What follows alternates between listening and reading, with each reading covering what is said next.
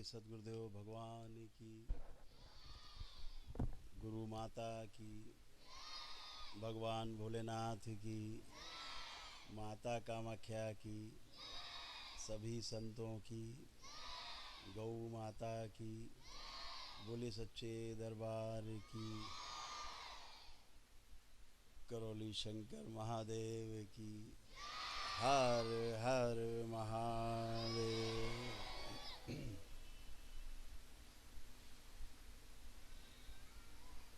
बहुत सुंदर प्रस्तुति और ओझा जी का ये संसार बसाया हुआ लगभग 28-30 वर्षों का अथक प्रयास, यहाँ के सभी लोग, आपके प्रिंसिपल मैम, प्रबंध तंत्र के सभी लोग, सभी यहाँ के कर्मचारीगण, सभी छात्र एवं छात्राएँ, बच्चियाँ, बच्चे सब, और उपस्थित यहाँ पर सभी लोग, दरबार के भी भक्त बैठे हैं तमाम, सभी को बहुत दरबार की ओर से बहुत प्रेम, आशीर्वाद और अभिनंदन आप सबका।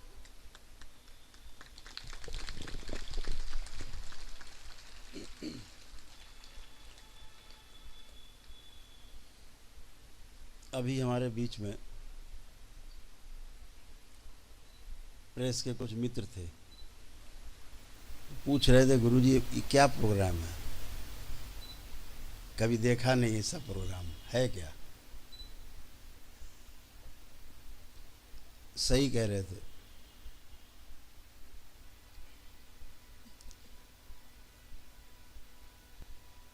ये कार्यक्रम नहीं है, एक प्रकार का ये आराधना है, पूजा है, अपने ईश्वर के प्रति, अपने गुरुओं के प्रति आस्था है, विश्वास है, श्रद्धा है।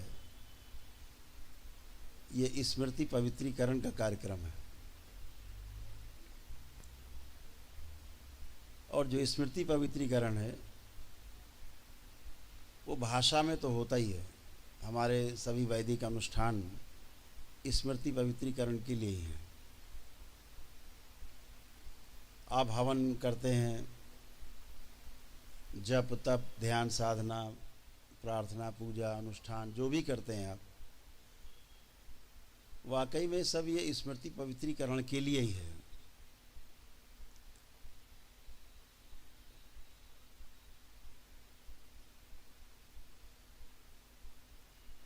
लेकिन हमें उसके बारे में बताया नहीं जाता है कि कार्यक्रम क्या हो रहा, हवन हो रहा है तो क्यों हो रहा है। बस हवन में चलना है, कथा हो रही तो क्यों हो रही, बस चलना है, प्रवचन हो रहा है तो बैठना है। वाकई में जो स्मृतियां हैं उनको ही कम ज़्यादा का खेल है। अगर गंदी स्मृतियां ज़्यादा हो गई तो आप में गंदगी है, और अच्छी स्मृतियां ज़्यादा हो गई तो आप में अच्छा ही है, इतनी बात है। और अगर ये हो सके कि खराब स्मृतियां नष्ट हो जाएं या रूपांतरित हो जाएं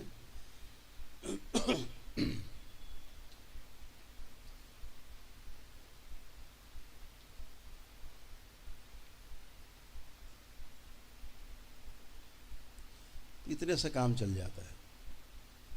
मैंने बच्चों में देखा, अक्सर जाते हैं बच्चों के बीच में, शुरू से स्वभाव रहा जाने का।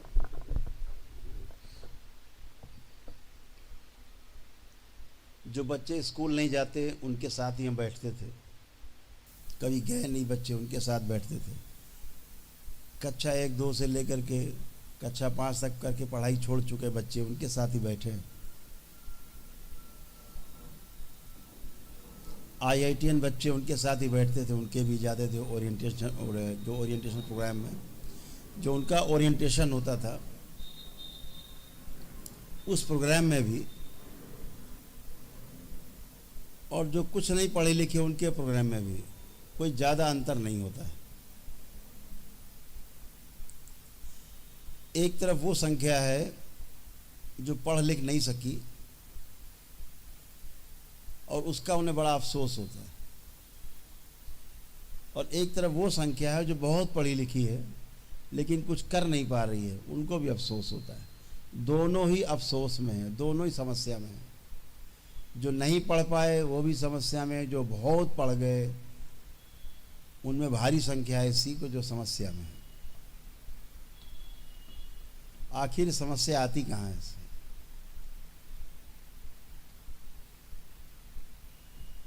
वास्तविकता अपनी जगह पर है।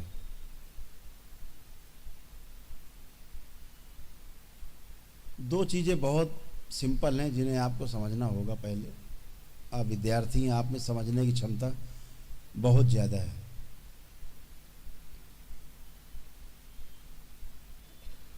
एक है ज्ञान, दूसरा है सूचना।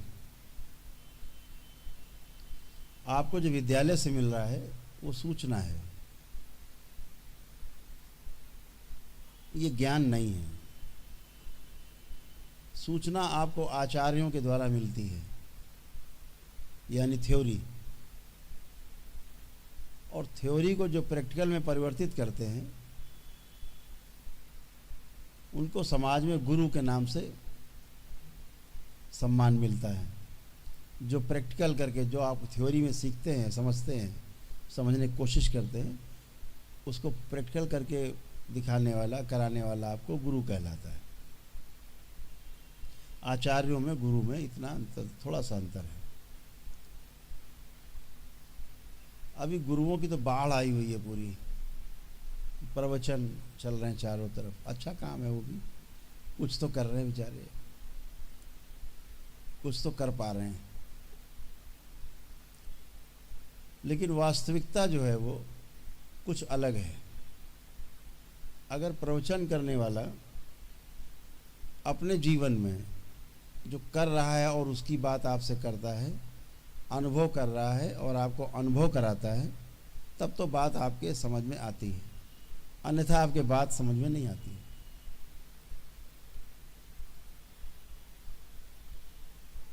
तो वास्तविकता कुछ होती जिसको हम जानने का प्रयास करते हैं, लेकिन उसके पहले कुछ चीज़ें हम माने रहते हैं। जैसे ईश्वर है, एक मान के बैठे हैं।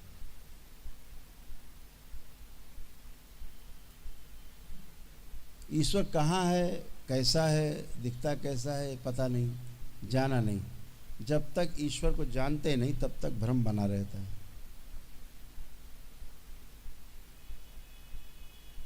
जिस दिन ईश्वर को जानने की प्रक्रिया शुरू करते हैं, यानी जो माना हुआ है उसको जानने का प्रयास करते हैं, उस दिन जीवन में एक अद्भुत घटना घटती है। वो गुरु के सानिध्य में होती है, पूर्ण गुरु के सानिध्य में होती है। जैसे हमारे पूजनी बाबा जी, माँ, इनके सानिध्य में जब आप आते हैं, जैसे आज आप इनके सानिध्य में हैं, तो आज आपको बहुत ज़बरदस्त अनुभव होने वाले हैं। आप सभी को आज यहाँ विद्यालय में केवल बातें नहीं होने वाली हैं, आज ज़बरदस्त आपको अनुभव भी होने वाले हैं जो हमेशा आपके साथ रहेंगे।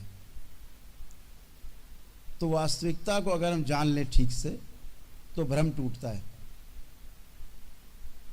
जैसे अगर हम पूछें आपसे, आप साइंस के विद्यार्थी भी यहाँ बैठे हैं, कितने लोग हैं जो विज्ञान के छात्र हैं? विज्ञान बहुत अच्छे, बहुत सुंदर बैठे। ऐसे कितने बच्चे हैं जो ये जानते हैं कि जल में कितने तत्व होते हैं? पहले 5 तत्वों के बारे में सुना आपने कभी? 5 तत्वों के बारे में, जिसको भगवान बोलते हैं। भगवान का नाम सुना है? भगवान सुना है?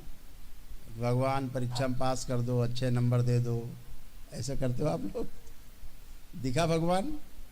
नहीं दिखा, तो हम दिखाते हैं आपको भगवान। आज आपको भगवान समझ में आएगा। भगवान, भगवान में कितने अक्षर हैं पता है? भा, गा, वाह। वाह में बड़े आ की मात्रा लगी है तो आ, और फिर ना, 5 हो गए। और आपने सुना होगा कि 5 तत्वों से पूरी सृष्टि निर्मित है, ये शरीर 5 तत्वों से बना हुआ है, सब सुना होगा। ठीक है, तो यही 5 तत्व कैसे हैं? भगवान बोल दिया तो कैसे? भा से भूमि, गा से गगन, वा से वायु, और वा में जो आ की मात्रा लगी थी आ से अग्नि, और ना से नीर, तो पांचों हो गए। यही भगवान है। इनसे हम छेड़छाड़ करते हैं, मतलब भगवान का अपमान करते हैं। इनका सदुपयोग करते हैं, मतलब हम भगवान को प्रेम करते हैं। और क्या है, यही भगवान है। इस भगवान के साथ संतुलन अगर बना हुआ है इन पांचों तत्वों में, तो आप निरोगी हैं। और भगवान में असंतुलन पैदा हो गया, भगवान रूठ गया, अगर रूठ गया मतलब असंतुलन हो गया, तो आप रोगी हो गए। वो रोग शरीर में हो सकते हैं, मानसिक हो सकते हैं, आध्यात्मिक हो सकते हैं, आंतरिक रोग। तो ये सब ये भगवान है। तो वास्तविकता को समझ लेने से सुख होता है, भ्रम टूटता है।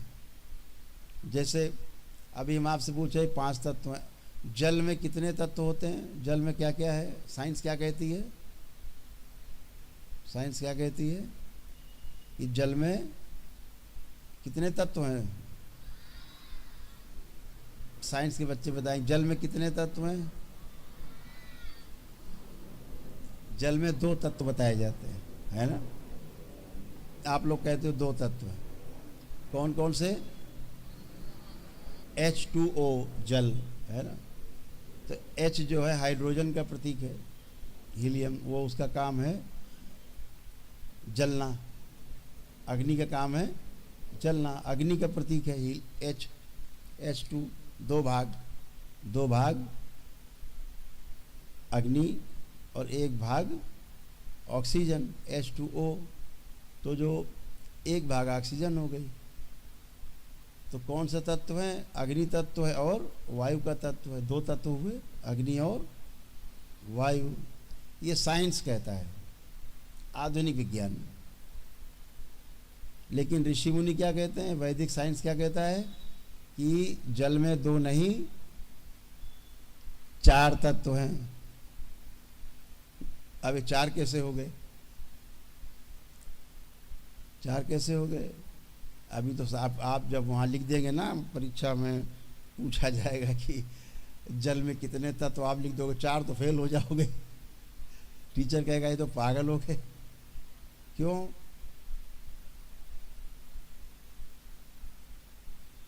इसलिए पागल हो गए कहेंगे कि वहाँ तो 2 ही लिखे हैं, तो वहाँ 2 ही आपको लिखना पड़ेगा। लेकिन समझ लेना आवश्यक रहता है, अपने अंदर समझे रहना चाहिए कि 2 नहीं 4 तत्व हैं। कौन कौन से हैं? इन 5 तत्वों में से 4 हैं जल में। आपने अग्नि और वायु तो देख लिया। 2 और कौन से हैं? जब आपने अग्नि और वायु का मिलन देखा, 2 भाग अग्नि और 1 भाग वायु, तो क्या बन गया? जल। तो 1 तत्व और आ गया उसमें, अब तो हो गया वो जल। 3 तत्व हो गए, जल भी आ गया, अग्नि वायु और जल बन ही गया है, मिलने के कारण अग्नि वायु तो जल हो गया। अब चौथा तत्व कौन सा है? उसे बोलते हैं आकाश। यानी अग्नि वायु जल तीनों को जो संतुलन में जिसने मिलाया है, उसका नाम है आकाश। तो 4 तत्व हो गए। अब बचा पृथ्वी। तो जब शिवलिंग पर जाके जल अर्पित कर देते हैं, जलाभिषेक करते हैं, तो पृथ्वी तत्व है। तो हो गए 5 तत्व हो गए, पूजा हो जाती, हो गए भगवान।